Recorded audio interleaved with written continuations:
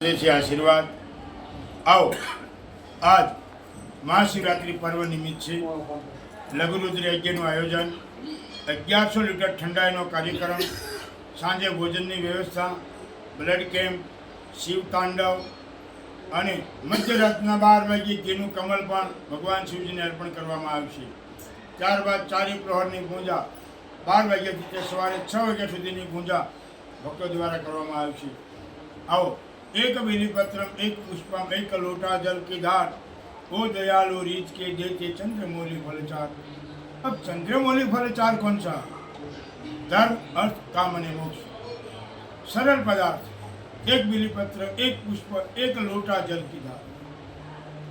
इतना सरल पदार्थ મળે અને એ આપણે ભગવાન શિવજીને અર્પણ કરી તો એમ કહે છે ભગવાન સાયુજ મુક્તિ આપે છે।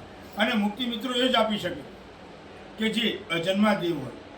शिव कल्याणकारी देवता है, दरेक जीवનું कल्याण करे છે।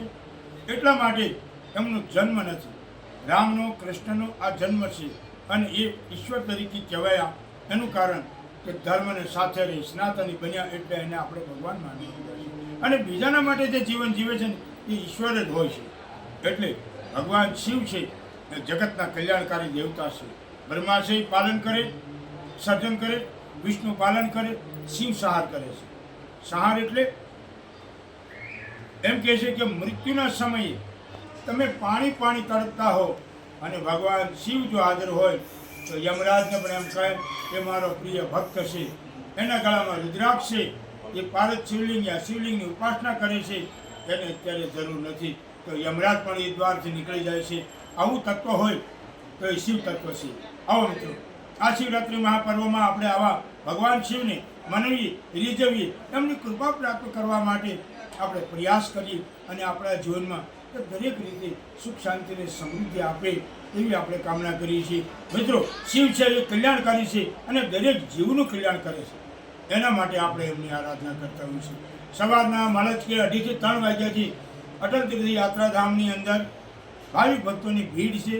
અત્યારે આપ જોઈ શકો છો સાંજ સુધીમાં 1 લાખથી પણ કમસે કમ ભોજન ભલે 10-15 હજાર માણસો જમે, ઘણાને ઉપવાસ હોય તે ભગવાન શિવની આરાધના કરી, વંદન કરી, પૂજાર્ચના કરી અને નીકળી જતા હોય છે। પણ કમસે કમ 1 લાખની આસપાસના માણસોનું દર્શન અત્યારે નહીં તો પછીથી 30,000 માણસો દર્શન કરી ચૂક્યા છે। માણસ કે 4 વાગ્યાથી હું સૂતો હતો ત્યારે ગેટ ખોલાવડાવ્યું, બાપજી ગેટ ખોલો, એ 2:30-3 વાગ્યાથી શરૂ છે અત્યાર સુધી આપ જોઈ શકો છો। અને 4 વાગ્યા તો તમને 1 કિલોમીટર સુધીની લાઈન છે, અડાજણ સુધી લાઈન છે। આ બાજુ અન્નપૂર્ણાથી પણ આગળ પાર્કિંગ ફૂલ છે અને છતાંય ભગવાનની આરાધના કરવા માટે આ જીવ પારદેશ્વરના દર્શન કરવા માટે આતુર હોય છે। અને એકવાર આપણે શિવલિંગના દર્શન કરી આપણા જીવને સાર્થક કરી સૌભાગ્ય માની ભગવાનને પ્રાર્થના કરી આપણા જીવનમાં સુખ શાંતિ સમૃદ્ધિ મળે એવી મંગળ શુભકામના અસ્તુ। અટલ આશ્રમ, અટલ તીર્થ યાત્રાધામ, સુરત, મહંત શ્રી વટીગીરીજી, સુરત।